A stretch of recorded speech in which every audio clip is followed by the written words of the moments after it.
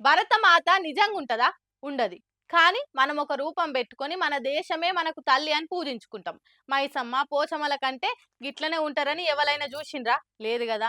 కట్ట మీద ఒక బండ పెట్టుకొని తల్లులను పూజిస్తాం. అట్లనే మన తెలంగాణ తల్లి అని ఒక దేవత రూపంలో తల్లిని పెట్టుకున్నాం, కొలుసుకుంటున్నాం.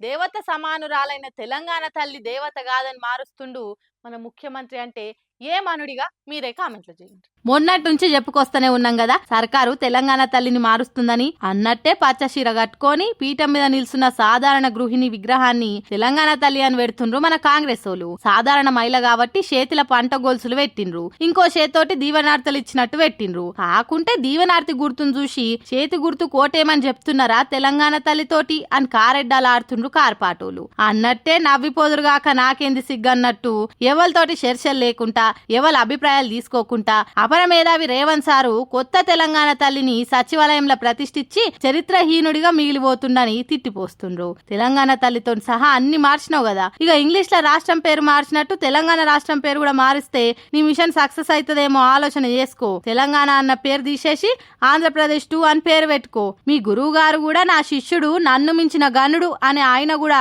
శిష్యోత్సాహంతో పొంగిపోతాడని అంటున్నారు. ముఖ్యమంత్రిగా రాష్ట్రాన్ని ఉద్ధరిస్తావనుకుంటే నువ్వు చేసే ఉద్ధర కథలు గీయా. తెలంగాణ తల్లి అవమానాలు, అవహేళనలు, అణిచివేతలు అన్నిటిని తట్టుకొని నిలబడ్డ తల్లి, ఉద్యమంలా తన బిడ్డలకు స్ఫూర్తి నింపిన తల్లి. అసొంటిది ఇయ్యాల నువ్వు తెలంగాణ తల్లి అస్తిత్వాన్ని లేకుండా చేస్తున్నావు. ఒక్కసారి పరాయి రాష్ట్రాల తల్లులను చూసినావా? ఆ తల్లులు ఎంత నిండుగా దేవత లెక్కున్నారు. నువ్వు చేయించిన తెలంగాణ తల్లి ఎట్లున్నది? తెలంగాణ బతుకుల్లో భాగమైన బతుకమ్మను తీసేసినవు. కిరీటాలు, వజ్ర వైడూర్యాలతోనున్న తెలుగు తల్లి తల్లి అయినప్పుడు కిరీటాలు, నగలతో నుండే తెలంగాణ తల్లి తల్లి కాదా అని ప్రశ్నిస్తుండ్రు.